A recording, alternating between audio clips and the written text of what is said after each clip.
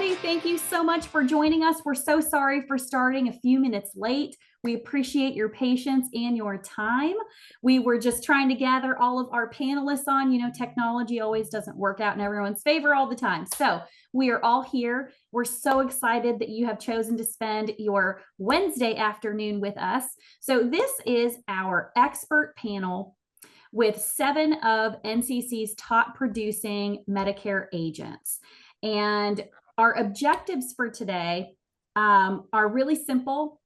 We're going to go into some detail with them, but we really wanted you guys to hear real life, you know, just in a relaxed setting. We're all just at home. Monica's got her babies in the background, and, you know, everybody's just ready to provide you with some support and some answers and just some real life experience. So let's move on to our agenda real quick. All right, so welcome and objectives. We will cover that here in a second. We're going to do our panelist intro. We're going to go into a guided Q&A, and we are going to do some open floor Q&A. So what we're going to do with the open floor Q&A is we have a Q&A function built into Zoom. It's not the regular chat function, it's the Q&A function. And Brandon, please explain this better than me. Yeah, at the bottom of your screen should be a toolbar, and there should be a Q&A section there.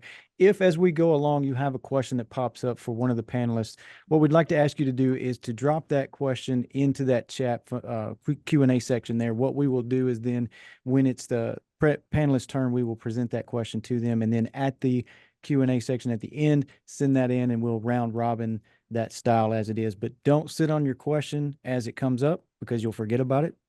Trust me from experience. When that question pops up in your brain, put it in that chat feature and send it over, and then we will ask it during the Q&A section.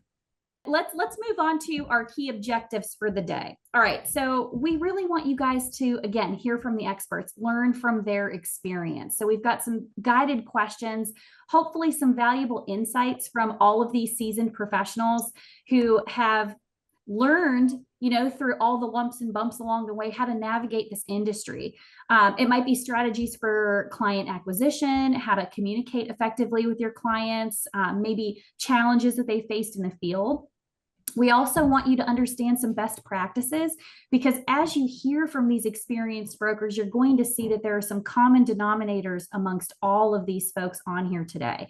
Certain attributes that they have, certain habits that they have, but you can learn the most effective methods just through listening to them about how they sell, how they manage their client relationships, and also, you know, staying compliant and introducing technology. There's also a lot to learn about network opportunities. Lots of agents on here are experienced panelists through working in their communities. They're invited to do all kinds of things. So you'll hear from Kathy and from Monica and from other folks on here today who are going to talk about their experiences with that. We want to inspire you, of course, and help get you motivated.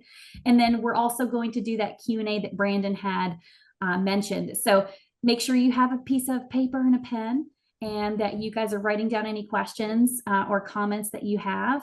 We're also going to talk about some industry trends and how to stay informed. And we just in general want to build your confidence. So let's move on to our very first panelist here. This is a lady who is near and dear to my heart, Miss Kathy Springer. Hi. So, Kathy, thank you so much for spending some time with us this afternoon.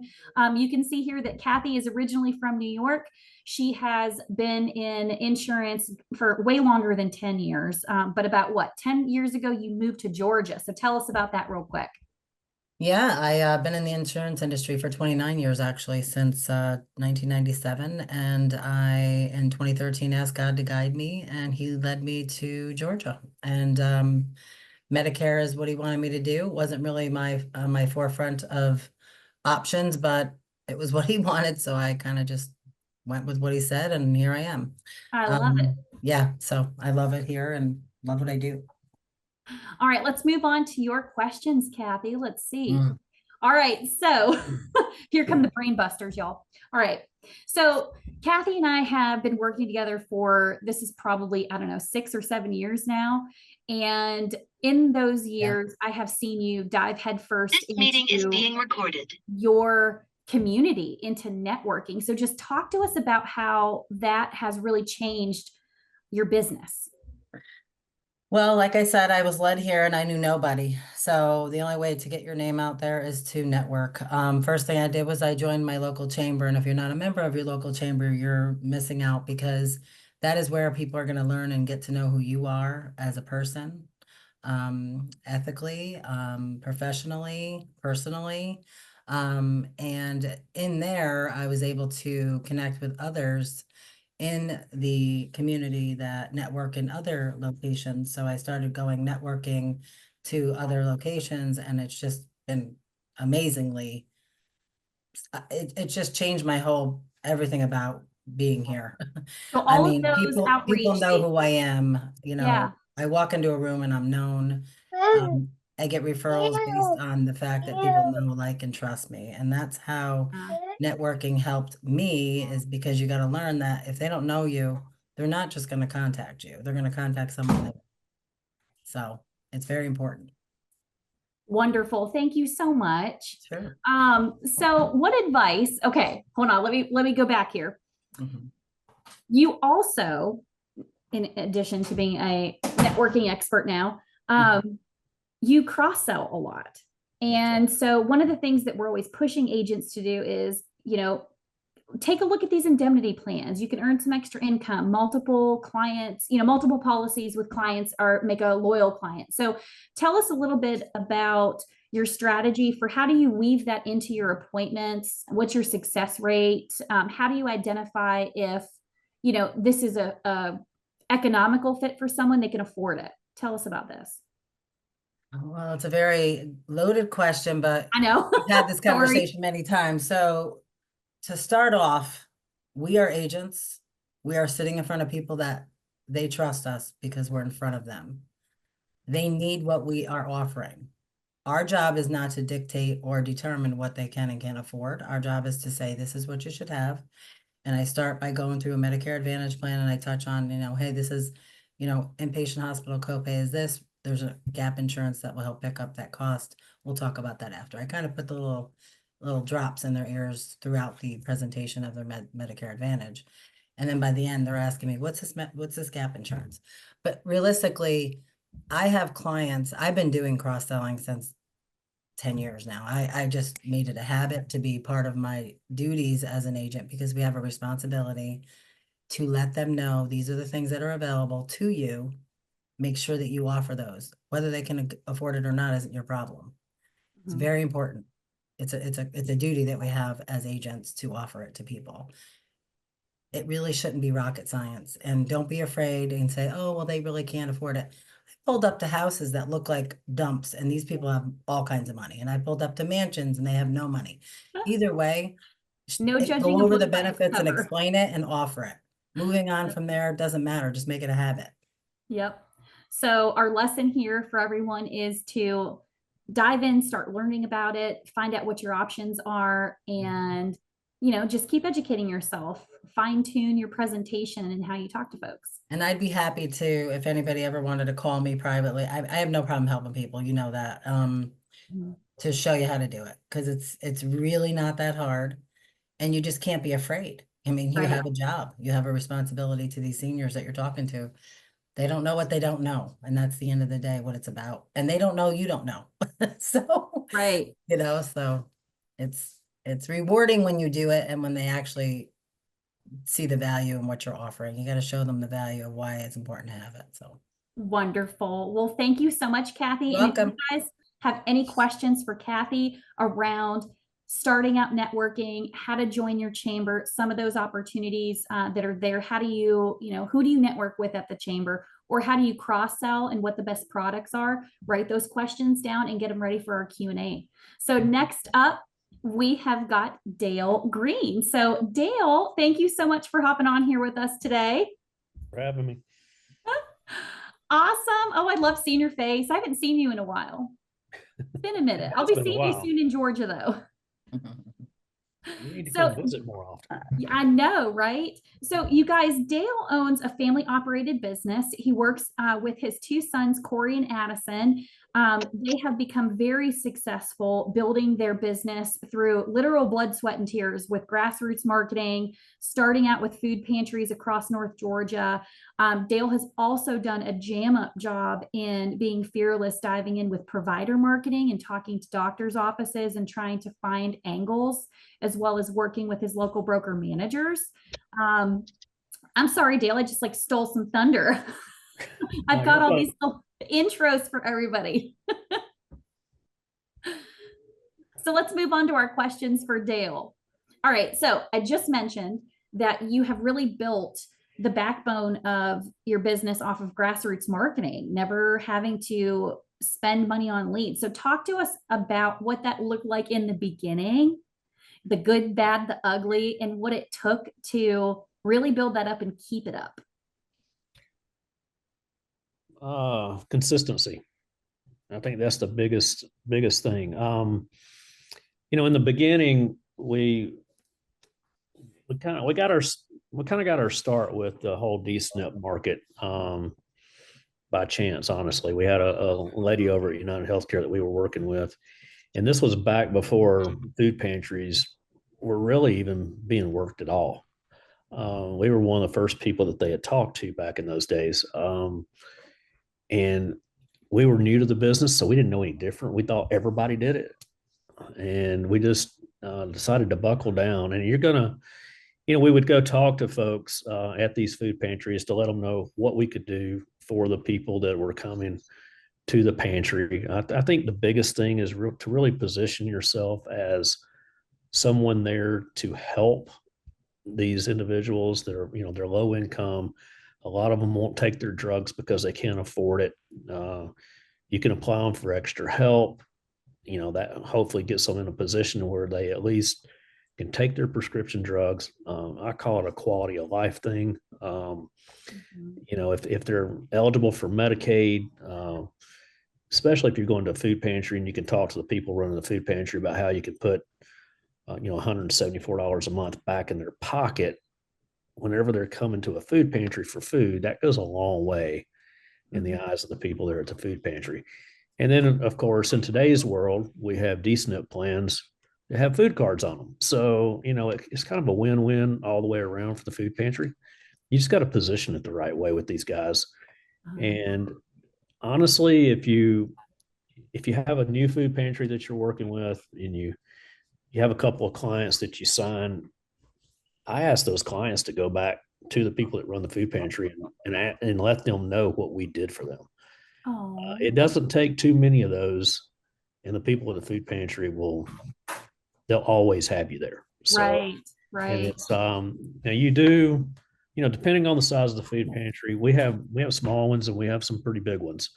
The small ones, you'll work those for a while, and you'll sign quite a few of those folks that are coming to those pantries, and it will kind of play out after a while.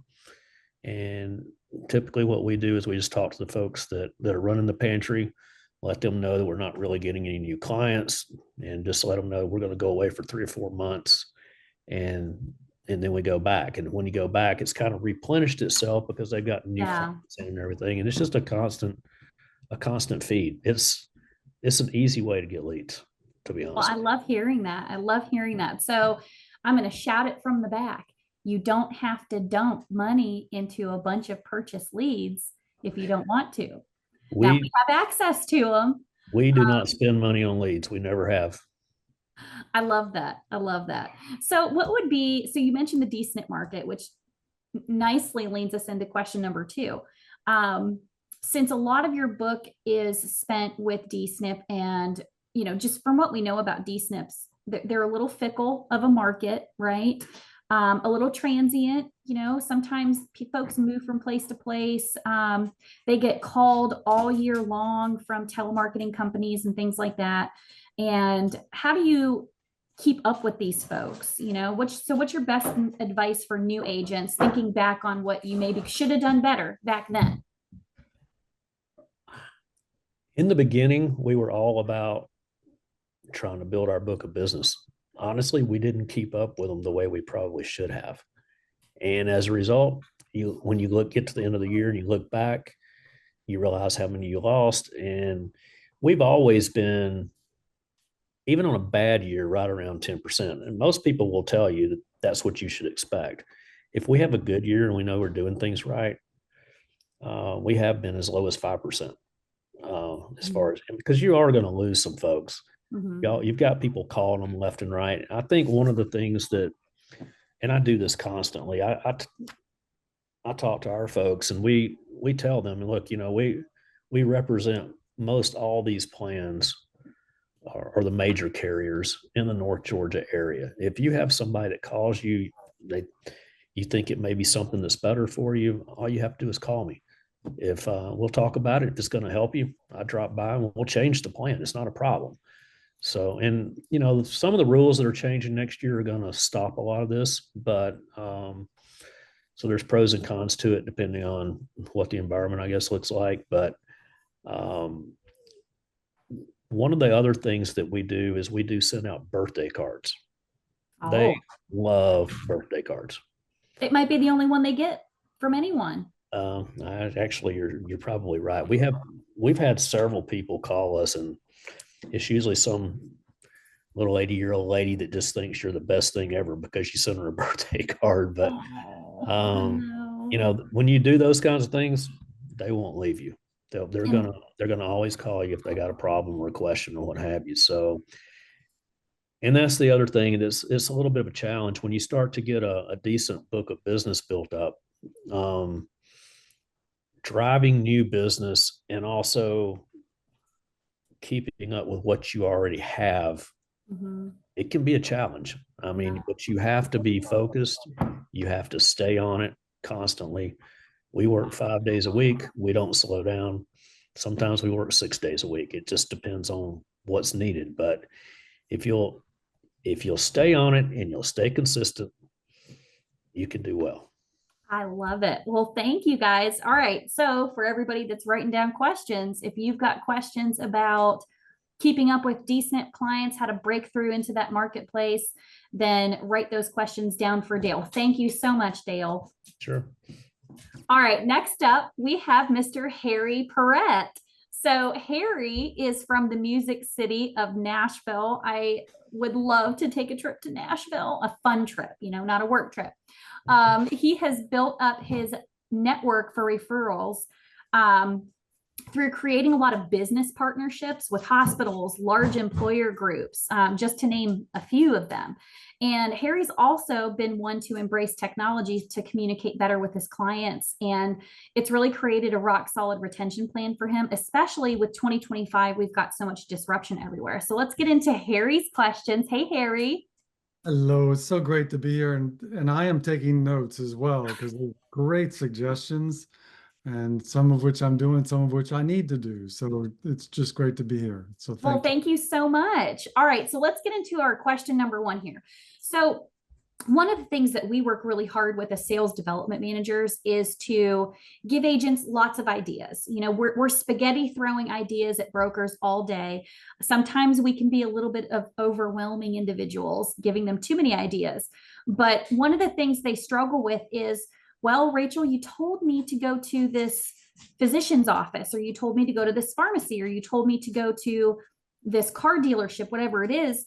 And it's always the approach and the value proposition that folks struggle with. So talk to us a little bit about what your approach has been, how to create rapport with some of these. You're walking into a facility and they don't know who you are. How do you get in with these partners? I get in, like Kathy talked about referral networking. I am a great networker, and I use other people's contacts to build my referral base. So having referral partners is instrumental in my success, and not buying leads. I don't buy any leads. People are calling me because I am the expert. So how do you become that? So different ways to go about it. If you're going after large groups, who is my target audience? It's people over 65. Where are those people? A lot of them are in large groups, and a group broker wants to transition those people, old people like myself, off of a group plan. Why? There are 3 key words: They want a younger group. They want a healthier group. And they want a cheaper group. Younger, healthier, cheaper. Tell that to a group broker, and you can come in and make her or him the hero or heroine. Your success. You're going to help her help him, because if they're self-funding these large groups, they want to move off the Medicare eligible people off the plan. So we're, as humans, we're basically lazy. At the end of the year, you're a group employee, you just press the button. I want to stay on the group, because that's what I've had the last 10, 15, 20 years plus. But they don't know the options with Medicare. My job is to come in and explain that to them. And sometimes Medicare is better than their group plan. And the group broker loves me there. I don't give them anything but helping them retain their client, their group customer. That's huge. So you're almost like a group health retention specialist, you know, your Exactly. value proposition to these folks. Those 3 key words. What are they? Younger, Cheaper, healthier. healthier. I was trying to write them down. Powerful words for a group broker. Wow. And they want that. They need that help. You know, financial advisors, their customers, they don't want a Medicare person to punch a hole in their retirement boat because they got the wrong plan. So they want somebody they can trust that would guide their customers into the right plan when they turn 65 or when they come off a group plan. So everybody has a different little need there that you want. So Harry, how do you describe yourself? You know, we all have kind of like a title. We're advocates, we're helpers, we're Medicare. We know Medicare doesn't want us to call ourselves Medicare experts or use the word Medicare. How do you describe yourself to these folks? I describe myself as I have a lot of fun, and I always wear a hat, so I have something that they know that I'm the Medicare guy with the hat. So they see a guy with the hat, that's the Medicare guy. They know me right away. There you go. Yeah, so that's why you always seeing me in hats. I try not to wear them in the shower though, but sometimes I do. Who knows? I have fun, and they see that I care for my clients. They know that I care for my clients, and I work hard for them. I go the extra yard, particularly with prescription meds. You know, I'll get calls from group brokers because they have an employee that's taking this particular med. How can they get that med and get them off the group plan? So I can show them how to get patient assistance, how to get grants. There are different things that I do to be of value to my referral partners. And those are some of the things that I'm doing now.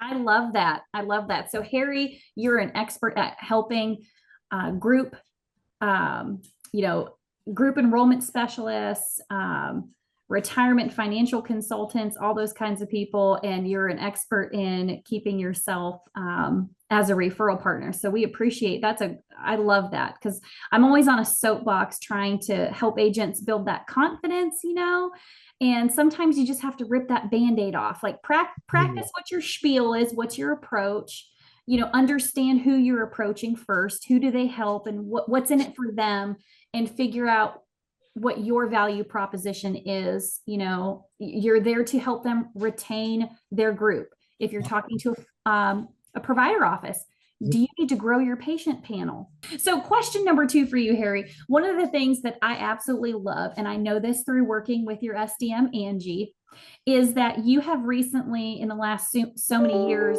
really embraced technology to retain your clients and to communicate with them. So I think that with technology changing so much, sometimes that can be a little out of our comfort zone. So what have you done that has changed this for you?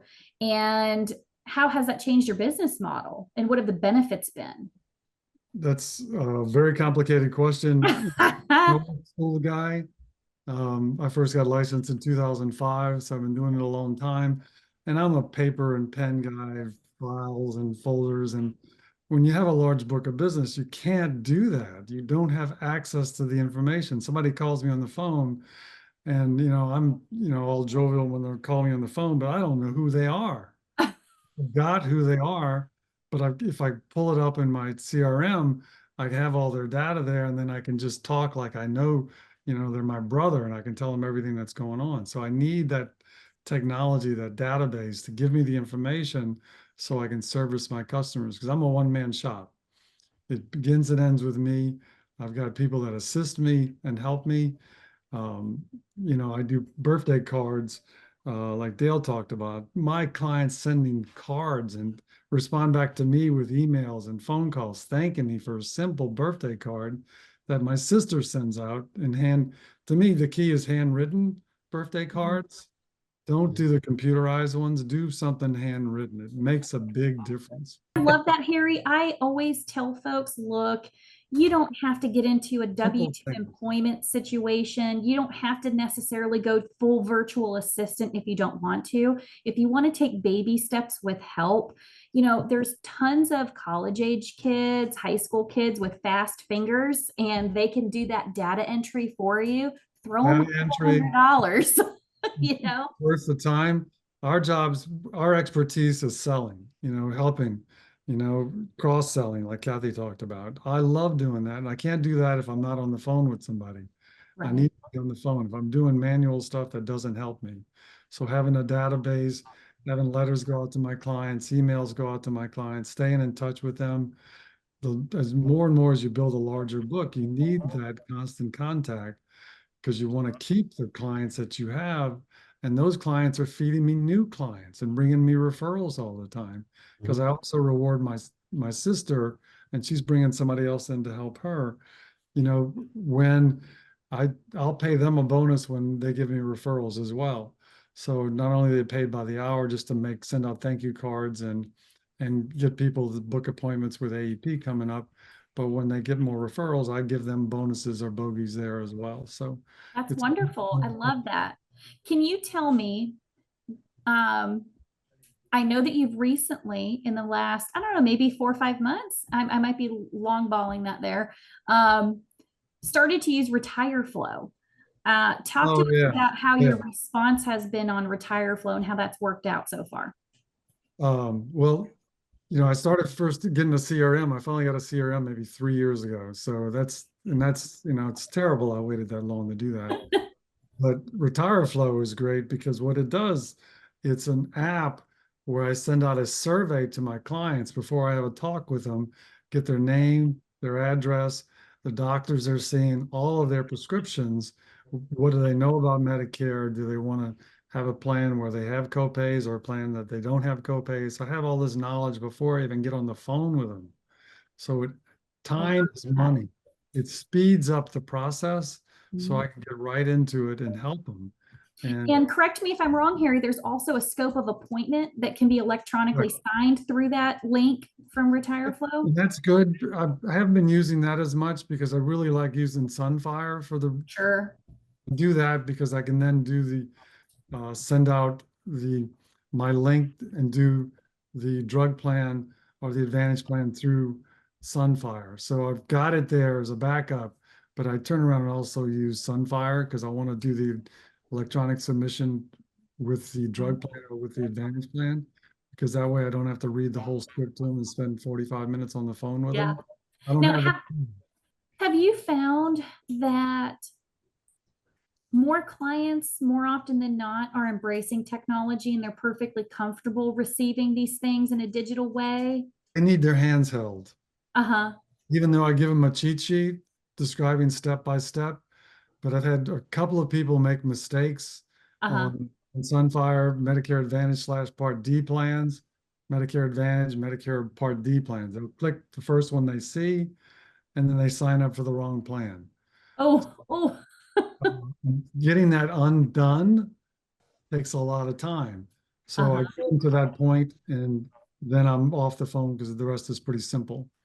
But that takes 15 minutes as opposed to 45 minutes. So I save time. Sure. So as long as you're able to assist them, technology, is not really something easy. that they're terrified of. They'll still work with you on it, right? Yep. And that's you just need to give them a little help.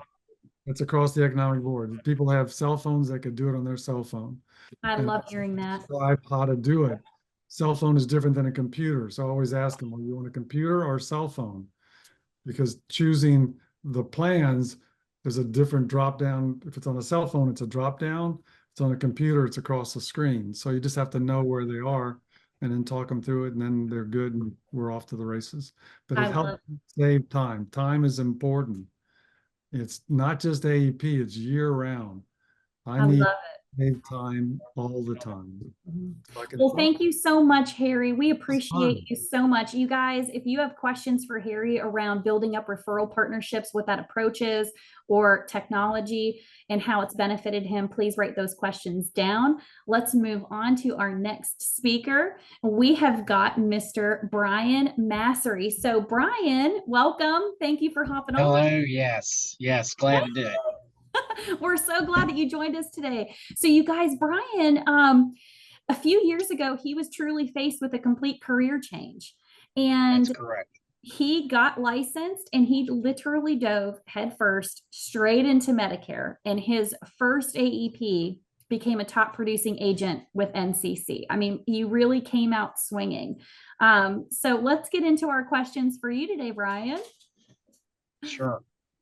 So as someone that, go ahead. No, I was just going to say that I was in a 19-year career and was fired because of coronavirus. So because of complications as a result of that. So I did have a total switch. Started in the insurance world in the PNC sector and said, this is not for me. I remember through the pre-licensing course that they had mentioned about Medicare, and I said, let's try it, and here we are. Isn't that wild? It is. Oh my gosh. So, and you have a wonderful big family yourself as well, and That's you were correct. able to make that switch and continue to provide. So, I mean, Medicare's been a blessing. Definitely. And it's been kind of sink or swim. If no one ever wants this to happen. They didn't never want their spouse to come to you after the first AEP or first 6 months of doing this saying, I'm not sure this was going to work, but it's working now. So she's not saying that at all at this point. So. I love it. Well, listen, because of that very unique situation, it might not be that unique. There might be other folks on here that are facing the same thing. So what advice could you give some of these folks that are facing something like that in their first year in Medicare around, what were your habits? What was your grit? What did you commit to yourself? What did you do on the daily basis to start out? Right. So the very first thing I would encourage someone is to figure out what kind of agent they want to be. And so what do I mean by that? I mean, are you going to be an order taker, or are you going to be an entrepreneurial agent where you're servicing your members and sending them the birthday cards and all that kind of stuff? And for me, it was a no-brainer. I felt like I was getting paid very well to do the things, and I was going to be available primarily when someone called me. I remember very early on, I went to a rollout and or some kind of training meeting for one of the carriers, and the carrier took everybody at that training out to lunch. And I hadn't even been doing this a month, and I didn't know anybody. And I sat beside this lady who had been doing this for a long time. All right. And I was just asking her, trying to get an idea of what do I need to expect as far as members as long as she's been in it. And I think she's been in it for, I don't know, 20 years. We'll just say that. She said she had 3,000 members, and I was shocked because I says, how do you take care of all those people? And I'll never forget this. She said, she didn't say I don't, but she says, when I meet with them, I tell them to call me if you need me. All right. She's basically saying, don't call me. All right. Because I just want your money. All right. So I'm thinking, I don't want to be like that. It's so, so what I did is I started talking to everybody. All right. Because I knew nothing. So you worked your natural market. You thought about who do I know and who can I tell them that I can help them. Correct.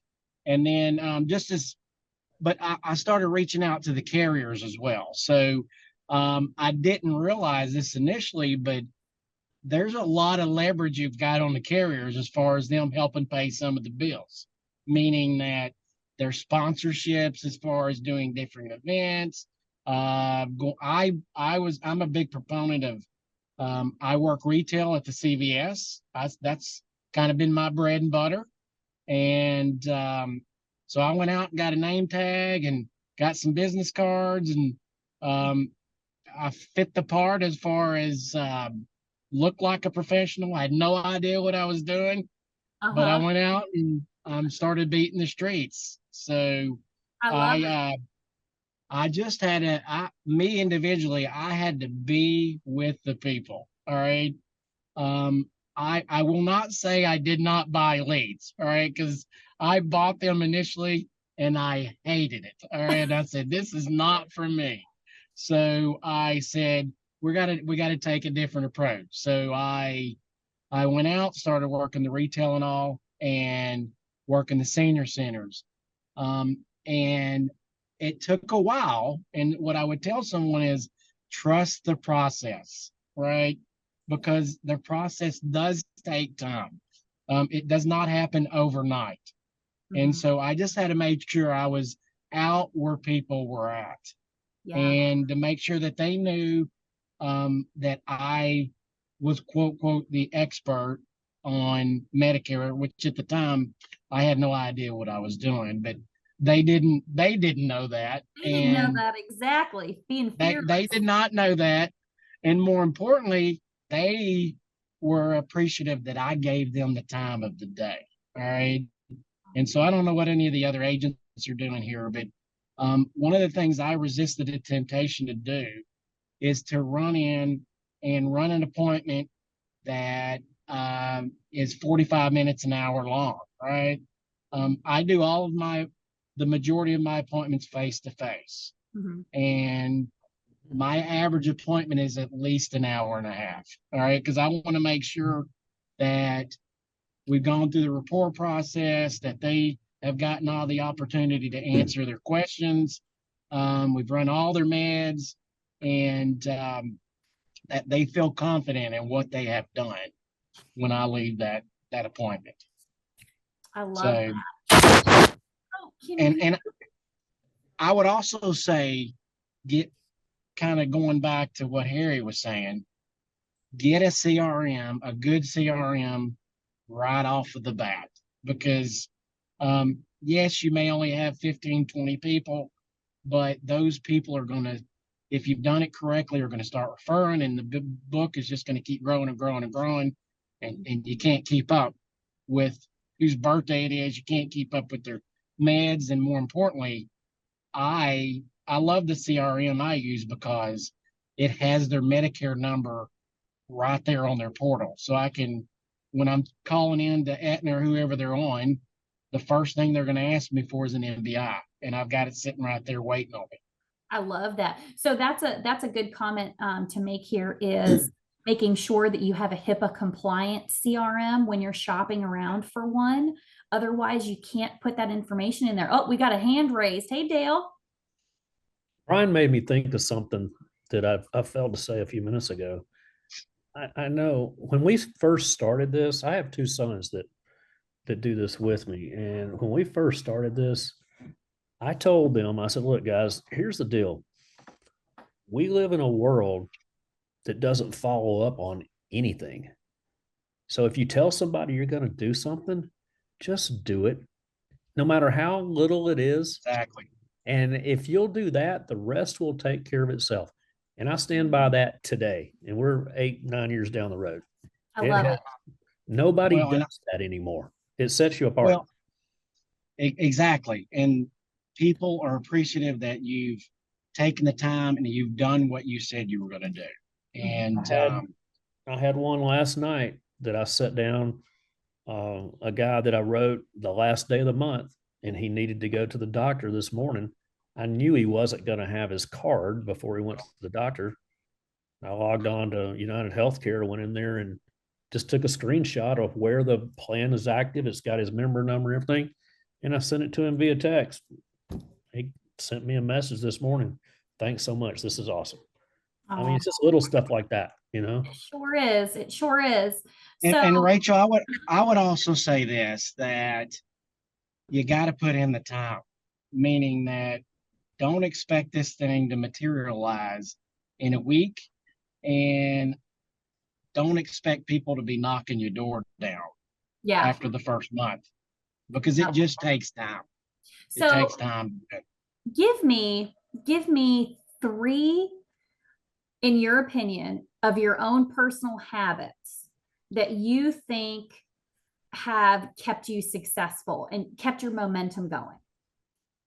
So, as elementary as this sounds, right? I start every day. I have a routine every morning that I start. So a schedule. Yeah, I have a schedule. So I get up, I do my walking in the morning, I eat my breakfast. I go in, and even if it's an off day, even if I'm not got an appointment or anything like that, I still dress the part, right? Meaning I feel like that's important to put me in the mindset of I'm working today, right? And this is important for me to prepare myself mentally. So I may not have shoes on and be barefooted, but I've got my polo on and all that. So I want to make sure that I have conditioned myself to be in the role. All right.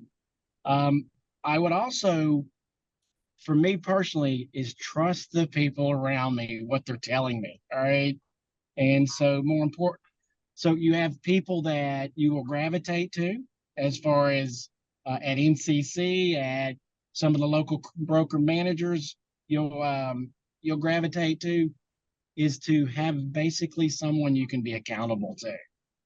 That's what I have done. All right. And not be afraid to look like an idiot, I guess, for lack of better words. All right. Because I don't know everything, and I didn't know everything, and still don't know everything. But somebody else knows more than I do. All right. And so let me find that person or people or group of people that can help me with that. And so additionally, I would say just be humble, right? That's been for me, to just stay very humble, level-headed. Have I gotten awards and all those things? Of course I have, but at the end of the day, I want to make sure people are taken care of, treated right, and that they're not being taken advantage of, and that they can rely on me as an expert in the field. Oh, well, thank you so much, Bryan. I appreciate that. I'm sure all the agents on here appreciate that as well. I am writing furiously as you guys all answer these questions, just habits and keywords and things, because you all have a lot in common, even though you're so different. So thank you for your time, Bryan. Let's move on to our next speaker. This is, oh my gosh, this crazy lady, Monica Souther. Where are you, Monica Souther? Listen, Monica's at home right now. She's got her kids with her, so you might hear some children's in the background. Are you with me, Monica? Okay, I am here. I'm Wonderful. So you guys, Monica, she has been around the Medicare insurance market for quite a while. Her dad had a very successful agency with lots of clients, and she had always been very successful in construction sales. So sales were not a new thing to Monica, but a little over 2 years ago, she decided to start helping her dad, and she fearlessly dove into this. I'm talking like every time I talked to her, she would have a new opportunity. And she'd say, I have no idea what I'm doing, but I'm going to speak at this place. What do I say? And so she just literally said, I'm going to do this, and doesn't meet a stranger. She also earned herself our coveted Rookie of the Year last year at NCC. So I think of Monica as superwoman, marketing, networking, the kids, the family, all the things. I don't know how you do what you do, Monica. So thank you for being you. Thank you. I appreciate it. So let's move on to our questions for Miss Monica. I know that you have actually got a lot of experience in sales coaching, training folks around sales. And, sometimes you and I have a little laugh because you'll see other folks out and about that are in the same industry. And you're just like, Rachel, I have no idea what they're doing. So as someone who has done sales coaching, what is your best advice for agents that are starting out? Okay, I made a piece of, I wrote this down so that I wouldn't talk forever because I want to help people. So I'm I going to told her read she off had 2 my, minutes per question. do what? I'm telling Yes, but everybody. I timed it. We're good. Okay. So pretty much, I have some notes and I'm going to follow them, but do not do what everyone else does by lead lists. I'm not saying they're bad, but think outside the box. And like you mentioned earlier, how do you do this? Grassroots sales. I was going to read the definition, but I don't have time. So Google grassroots, sales and marketing. And if it's done correctly, not overnight, but over time, I'm telling you 100% it works. Not just in Medicare, but in every industry. Okay, how do you implement this? I wrote down 5. I attend and sponsor with the table as many events and networking opportunities as I possibly can. Then I'll tell you my secret. People sit there and they think, oh, she's just trying to gain one-on-one meetings. That is not my goal at all. I have a goal of gaining 4 to 6 networking clients at every event. Nurse practitioners, PAs, full-time caregivers, DSS representatives, senior facility workers. They walk up to my table. I explain how I impact people's lives. I give people new teeth. I change people's lives. I make the world a better place, and people need me in their life. And I'm excited. And I help people determine if they're eligible for the food card plans, extra drug help. I help them apply. I have paper apps. I keep income DSS limits flyers on my table. The general Medicare info to hand out. I think education is so powerful. These people want to help others. And if they feel that you help, they're going to listen to you. And my goal is to make every single one of them salespeople for me. They don't know that, but that's my goal. I want you to sell for me. I'm going to tell you how I'm going to make their life better. And I want you to send me people. When doing this, I never put all my eggs in one basket. Just because I get one networking client, it's not done. I want all the baskets. I want a basket in every city of every kind. I've seen your So calendar and it's quite the basket. the basket. I'm never happy. I never be satisfied. I want you to build basket after basket and always forever add on. I mean, it's never going to end. As many networking clients as you can get. Number 2, make a target list. I have a target list, and I've done this in every sales job. When you hear spotlight speakers, sponsors, anything you hear at events, YMCA marketing managers, a library coordinator, a food bank manager, a nursing home sales manager. Find them, hunt them down, exchange cards, sell yourself, and offer a Medicare class. Number 3, follow up. This is so important. This is how you create partnerships. If you found out they gave your card to Bob, I leave them just donuts or a candy jar and a thank you note. And that makes them know I appreciate it. Then I say, let's grab lunch together. I give them, but this is the most important, I give them leads in return for their business. So when the care coordinator lady gives out my card, I'm going to try to give her business if people need someone to come in their home and give care. Same with the elder transportation lady who comes to all the events. She hands out my cards, I give out her cards. So it's like a partnership. So if you don't follow up with them, you're not going to be successful. Number 4, look for holes of opportunity. In every business, if you find holes, you can find ways that you can plug them. Example, United Healthcare is out of our dialysis network. I made them a target. I found the lady in charge, and she lets me move people who are not who do not have agents that are on United Healthcare. So find a hole, wherever that hole is. Find a county that's out of a network, and get creative to get in front of that office.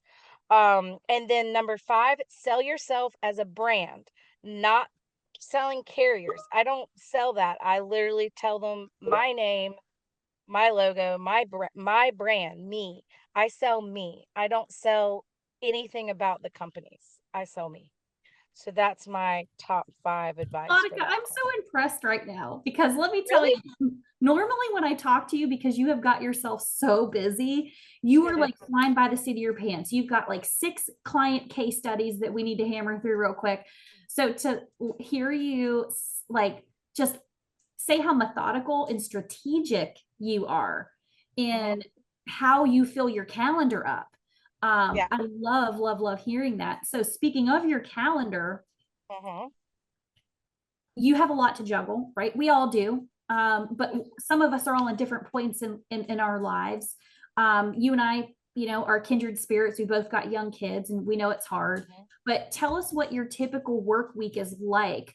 Like you have dedicated days, dedicated time to doing all of these things. Okay. So I made notes again.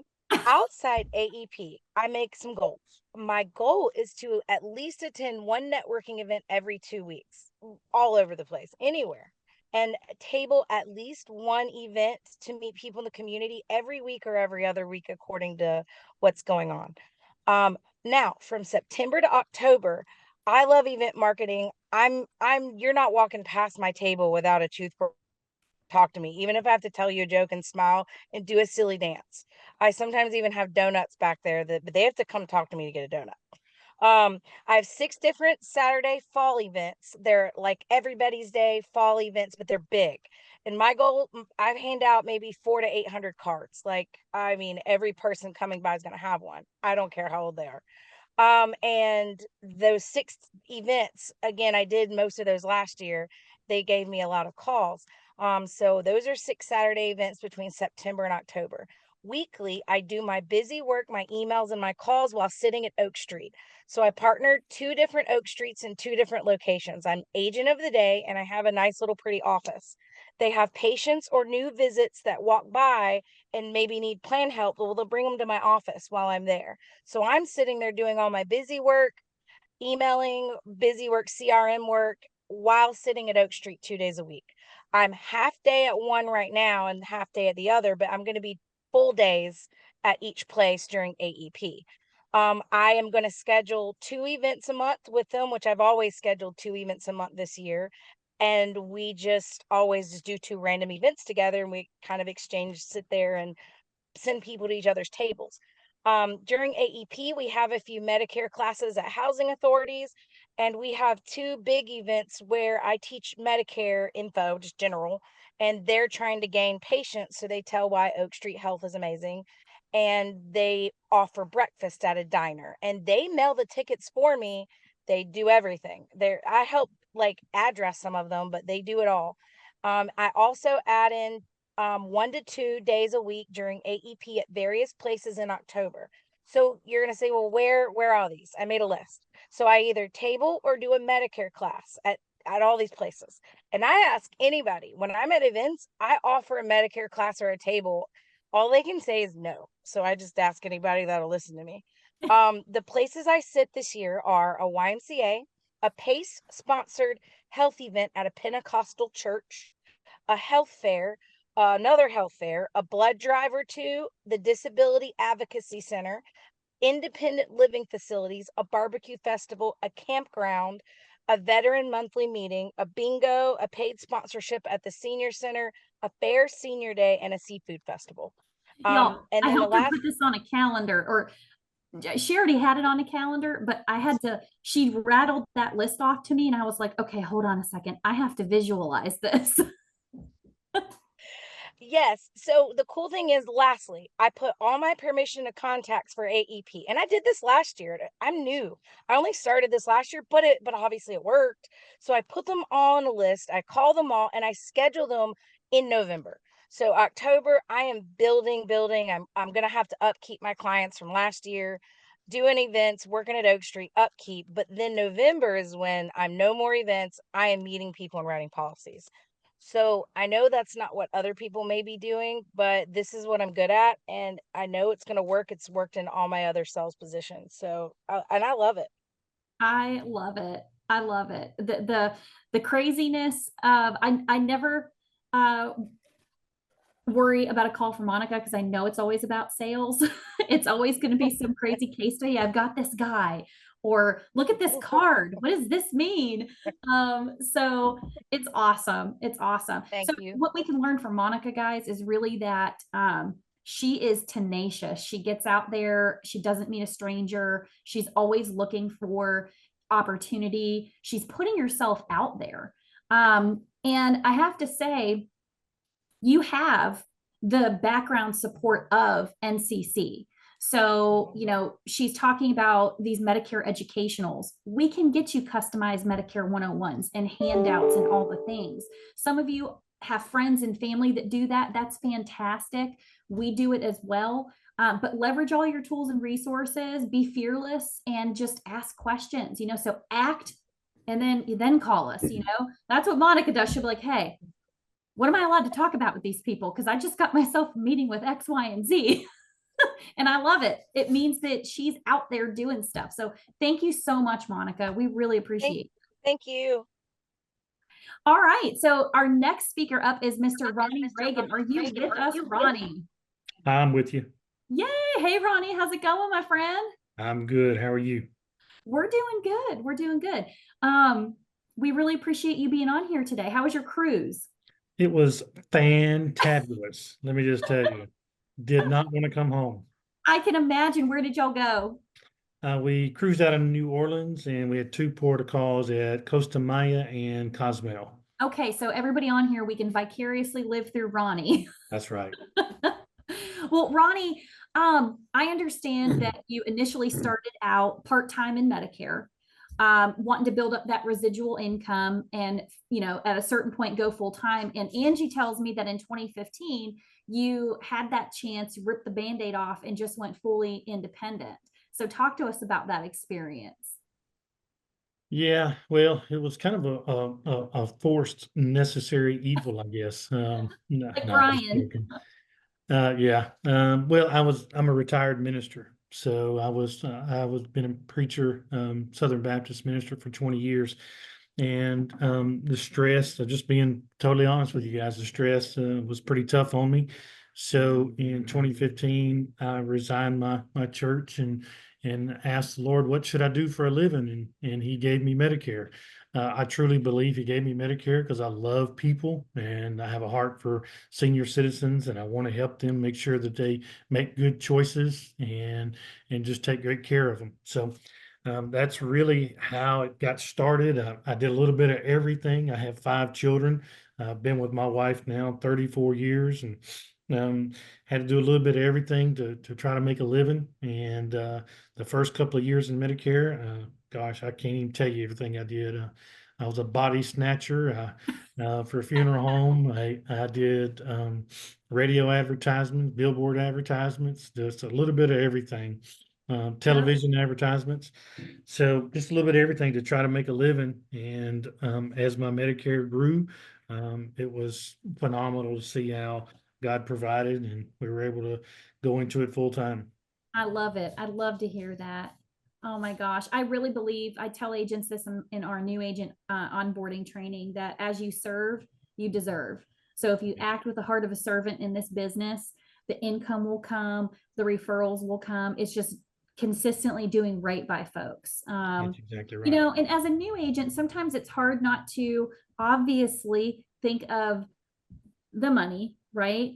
And you have to kind of translate beneficiaries to, okay, I need to see so many people so I can close so many sales because I have to make money.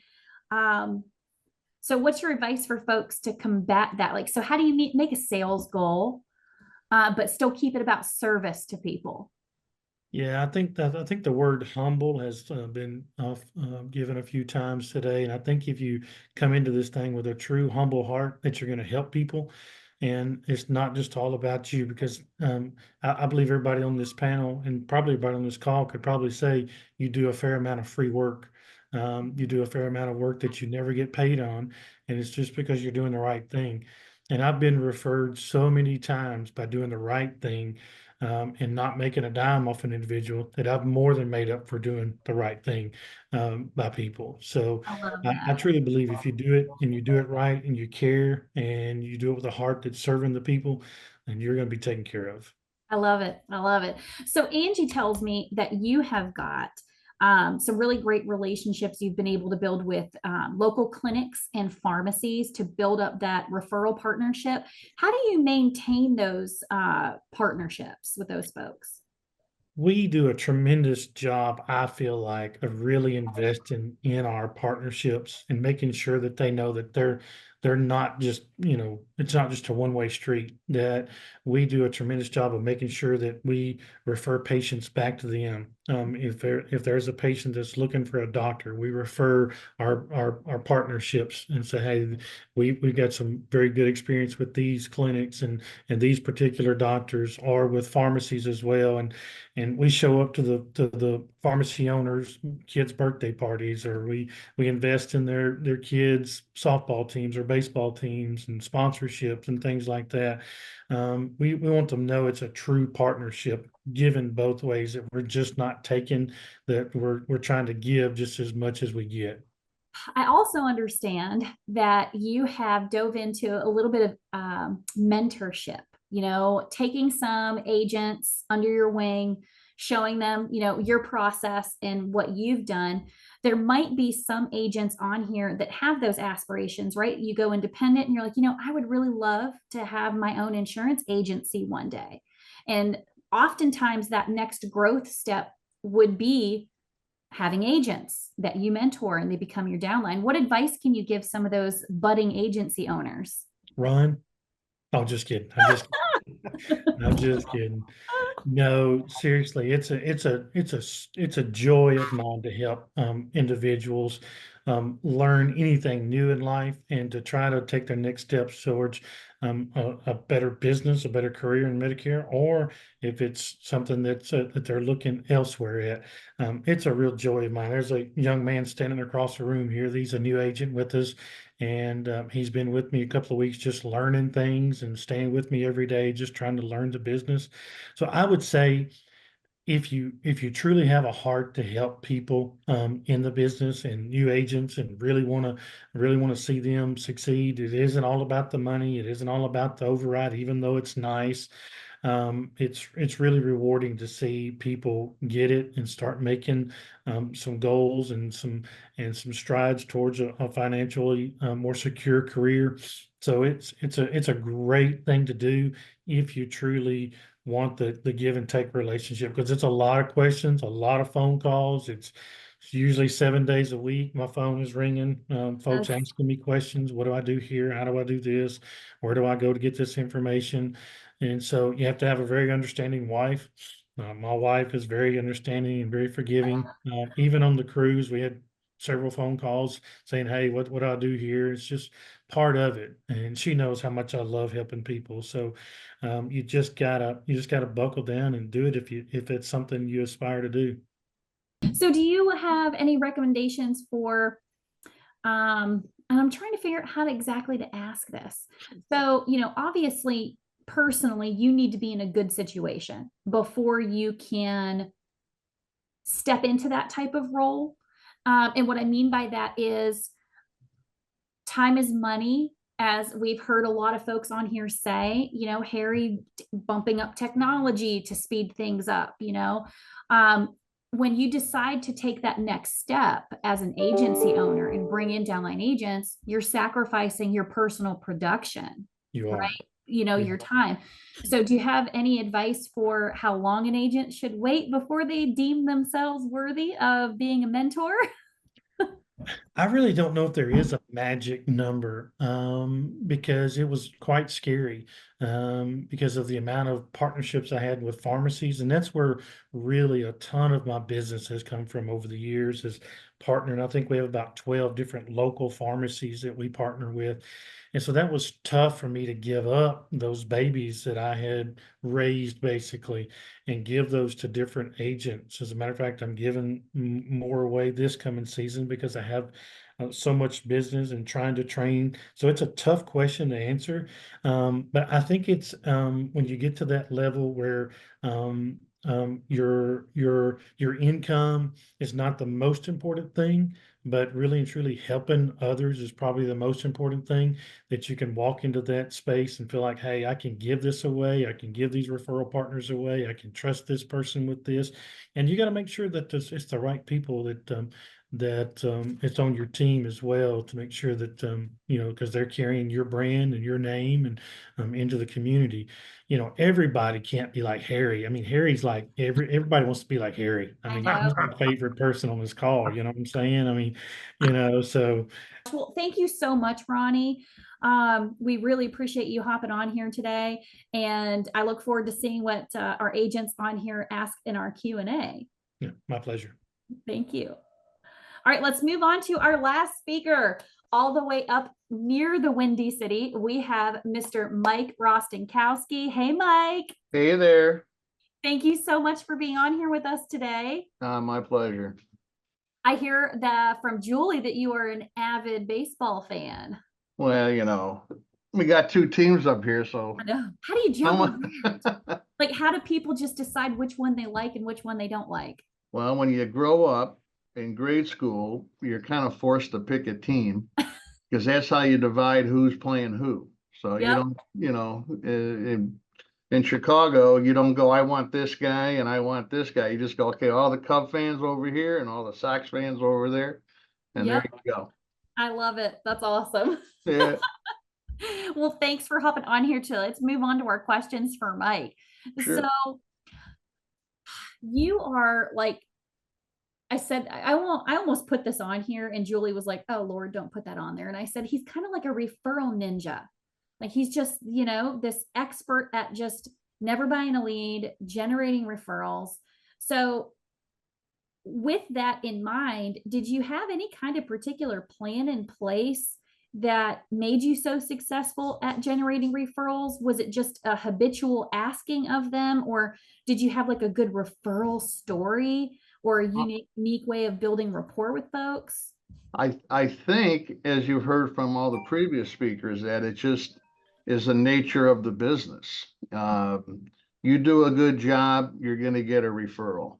Yeah. And as we start off, obviously we're looking for people to put ourselves in front of and a sales situation, but you soon realize that that's the hard part. And it's much easier when you're getting a nice warm person calling you up looking for your assistance, and you're not out there having to work 10 times harder. Yeah. And I've just taken that over time. I mean, it's no secret this is a good business, right? Everyone, and there's so many, I mean, Harry's got into technology. I just learned how to scan a couple months ago. CRM, I still got to figure out what that means. I mean, so I short circuited a little bit, but I treat my customer base like gold. I found it was much more important, or just as important, for me to maintain my customer as it is to go out and find a new one. My retention is great. It's surprising if somebody leaves. And as you know, there's a lot of competition out there. So I get up in the morning, and if, when we first start off, everybody says, I don't know what I'm going to do today. Who am I going to see? I just say, hey, let's just work with our strength and get a hold of the people. I'll find any reason in the world to touch a customer. I'll call them up and go, hey, have you used your dental benefit lately? Do you have a dentist that you need to find? Because these people are smart, but when it comes to using that's why they're going to put that new rule in next year. Hey, you're not using your benefits, right? Yeah. So my customer is not going to love what I do unless they think they're in a great plan and they're using those benefits. So I want them to take advantage of that. I'll think of a million things. Did you do your over-the-counter ordering this quarter? Do you need help filling out this form? Whatever it might be, that's business for me. And granted, it may not populate right that second, but now I've reconnected with them and they're thinking of me. And I can't remember who said it, but there are times when people call me and I go, I don't even know who this is. Yeah. You just can't remember.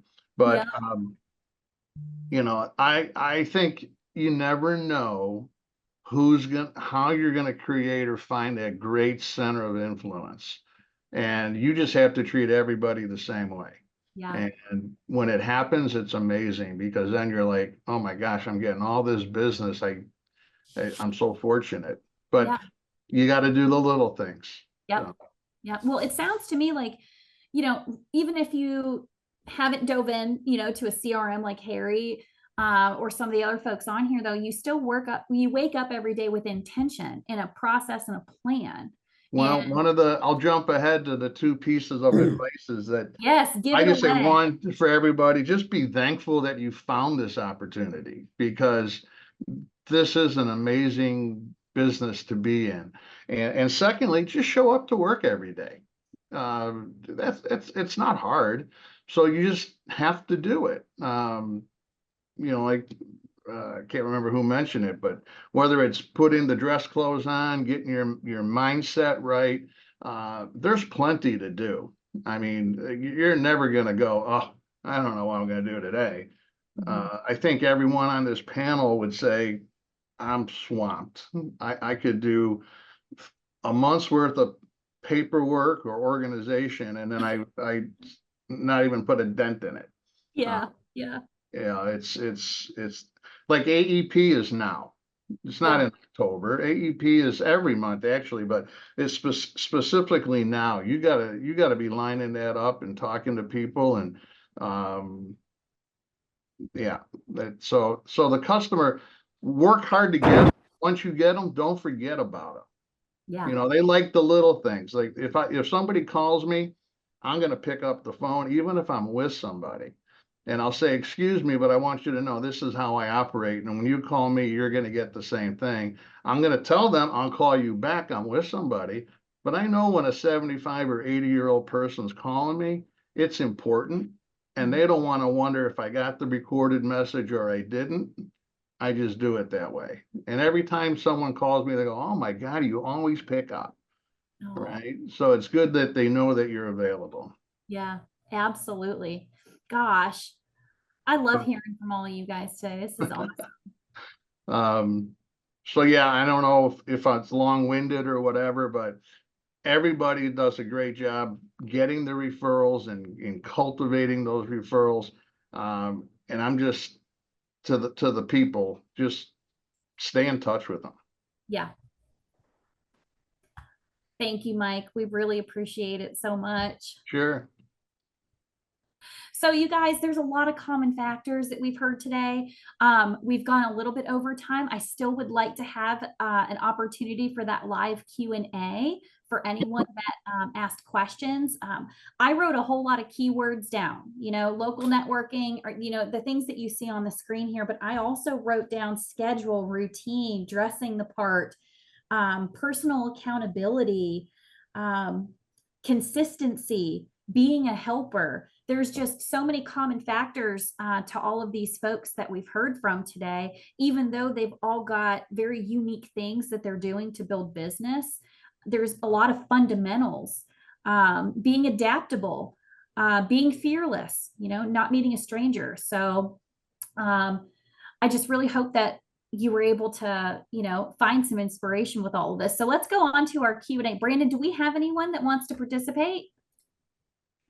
We actually have had several come in through the Q&A, and Yay! I'll throw these out in the order they came in. And if they are tied to a specific speaker, I'll put that out there. The first one was for Harry. We'll go all the way back to Harry. They asked, what is your strategy for getting past the gatekeeper on your group plans? Because we all know these locations have that gatekeeper. How do you charm them and get past them to the person that makes the decisions? What a great question. Typically, I want to find out, I don't go through a gatekeeper. I go through my networking groups and find out who is a group broker, who is selling to large groups, and I go directly to that person. So I don't go to the company per se and say, like Taylor, there are 10,000 people. I don't go to the HR department. I found out who the group broker was for Taylor, and then I approached that group broker directly. So there was no gatekeeper involved. I just went straight to the group broker. Kind of cut out the middleman that's always trying to stop us. I hope that's helpful. We had this question come in various ways, and Dale, I appreciate you starting the conversation and answering these questions, but kind of a two-part question here. If you don't use Sunfire, what phone system do you use? And secondly, what is a CRM that you guys use? And this will be different throughout the panel, but feel free, you guys share your phone system you use that you find helpful, or your CRM, even if it's the same thing.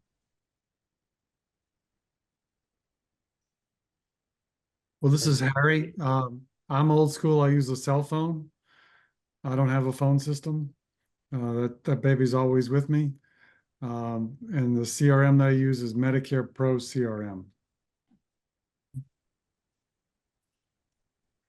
I use a cell phone. I was using a CRM that I've changed from, and I have an assistant that I pay hourly. She tracks her hours to help me with the administrative things that I just need to I don't have time for, but they are important. And we're still looking into a CRM that I asked Harry about it myself, but my cell phone, and I don't know who said it, but I'm more of a face-to-face appointment person myself.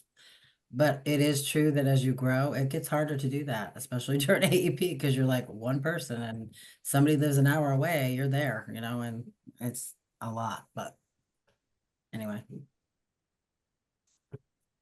I know for us, when we joined NCC, one of our biggest frustrations, challenges, whatever you're going to call it, was we kept all of our clients on an Excel spreadsheet. It was awful. You can't make notes on an Excel spreadsheet. You just can't. Yeah. And we had our initial conversation when we went to Knoxville and sat down with these guys. Somebody made the comment about less annoying CRM, because I'll just tell you now, I have two sons that will not spend a penny if they don't have to. And they're as tight as it gets. And when they learn that this thing's like, I think for the three of us, we might spend, Rachel, am I wrong here? I'm thinking $40 a month, maybe something like that. Yeah, I mean, it's pretty cheap. I mean, so you guys don't have to start off breaking the bank with anything. Here's the funny part of my story. My son, the oldest one that will not spend a nickel on anything, will tell you this is the best money he has ever spent. It pays for itself. If not daily, I promise you it pays for itself every week. Does he have mothballs in his wallet? Do what? Does he have mothballs in his wallet? Yes, actually does. But there's not a month that goes by. I promise you, we pay for that CRM 10 times over. Somebody else said it earlier. It might've been Mike. You talk to so many people during the week. Sometimes I can't remember what I did yesterday. And I can go back while I'm talking to them, and they're asking me questions or expressing this or that, and I pull it up on my phone and I look at it, and I got a couple of notes in there that jogs my memory, so I can at least remember what my conversation was with them. And you don't have to. It also helps in streamlining that phone call as well. So you can take what would normally have taken you a 20-minute phone call. You might do it in 10 minutes, and you get their questions answered, and you move that particular cell forward in whatever way you do, and you're on to the next one. So it just pays for itself 10 times over. It's the best money I've ever spent. What CRM is it? Less annoying CRM. Well, that's a great name. I like that. That's what I thought. I use less annoying too. Okay. Is it Medicare so many specific or just it's a generic? I edited it. This is Monica. I went in and I put all the different companies and main policies I sell, and I created. It's so cheap. I went that route, but I made it mine. So I made it for Medicare. I tie policies to it by company and by policy. So as the owner, you guys, of the CRM, you all have administrative rights, and almost every CRM out there, they're all a generic basic package for the most part. And there's a lot of them that are, as somebody mentioned, the HIPAA compliant. So you want to go with the ones that are advertised for like Medicare, so that they are HIPAA compliant and secure. But there's always that admin ability to create customization in there, like Monica did, where, you know, she was able to customize certain aspects of it, to put in the names of the insurance companies for the policies and things like that. So it allows you can create buckets and label the buckets however you choose to label those. Like, for example, you know, as I mentioned earlier, we have a lot of the DSNP folks we work with. We have one called extra help. So if I meet a client and I know I need to apply them for extra help, I attach that bucket to their entry. And then if I need to search on, I don't know, maybe, you know, once every other week or so, I'll go in and I'll pull up all of my extra help folks and go in there and look at who I haven't touched in the last week and a half. And I sit down and I find a way to move that client forward that day. And, you know, eventually, if you move them forward a little bit at a time, eventually you will get that sale. If that makes sense. it does. We did have a request from Monica to make a list of everything that she talked about and send out to the group. I think we can get with Monica to help with that. I actually have it typed already. You're one step ahead of us, as always. As always. I got you covered. That's awesome. And we did have one just come in. They asking, this is a specific to anyone. Do you have a specific process that you use when you are presenting face to face with a beneficiary? Yes, that's how I have a very specific process. I walk in, we don't talk shop immediately. I talk to them about the time of day, the weather, something about their kids or whatever. And then I'll kind of lead right into y'all called me to the Medicare and go over the particulars of the presentation as far as the Medicare 101 aspect. We'll run those and through Sunfire, and then I'm a little old-fashioned when it comes to the presentation of the actual plan. I pull the book out of my backpack and I put it on the table. So do I. And we go down line for line, item on the in the book, allowing them the opportunity to ask whatever questions they want to ask. And then I do the enrollment, and if there's any identity that they have been interested in as a result of through that process, we would do that. And then I ask for the referral. I always ask for a referral. I don't care if it's from grandma, aunt, whoever. And I always ask for it. And then I never leave on just business. So I always want to ask them about something else to kind of bring it back to them as far as I see y'all growing a garden out here, what's going on with that, or whatever the case may be. That's kind of how I did it. I actually spend a good amount of time getting to know them. I don't go there just talking business. I've had clients with their arms crossed, and by the time I left, their arms are down, they're relaxed, they're comfortable, because I take the time to really get to know them as a person and them to get to know me as a person.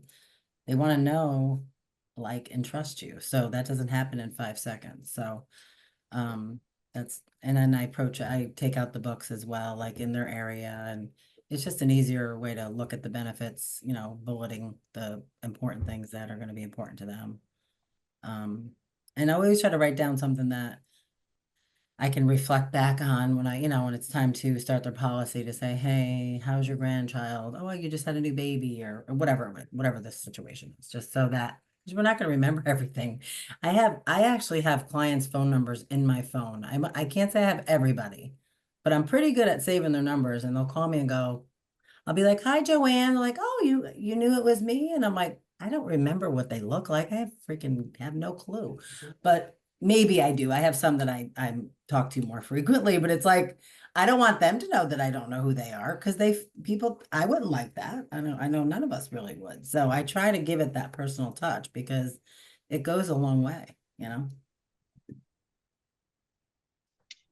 I put every customer in the phone, and then before we leave, we send each other a text. Yep. And that way we're communicating on either way. I've even taken pictures of my clients so that their face shows up when they do call me. So I'm like, oh yeah, I know. Listen, take a selfie with them. Yeah, they love that. I mean, like you said, like somebody sent a birthday card might be the only card they get, and you taking a picture with them. I've actually given my clients pictures of us together. Oh my God. I have one client. This is a funny story, actually. He's like, I swear the guy's in love with me. He's like 90 years old. And every time I come over, he's like, oh, so I had my assistant create a birthday card of a selfie we took. And he'll call me and go, oh, Helen's the most beautiful woman in the world, whatever. It makes him happy. And he goes, I have our picture on the refrigerator. I mean, the simplest things go so far, like whatever makes you happy. You know what I mean? I've been his agent forever, but it's just, I don't know. You just got to think of the small things, think out of the box. It just goes far. Well, and one of the things that I'll tell people first out of the chute after we start quote talking about business is I sit down and tell them, we're going to talk about a lot of stuff.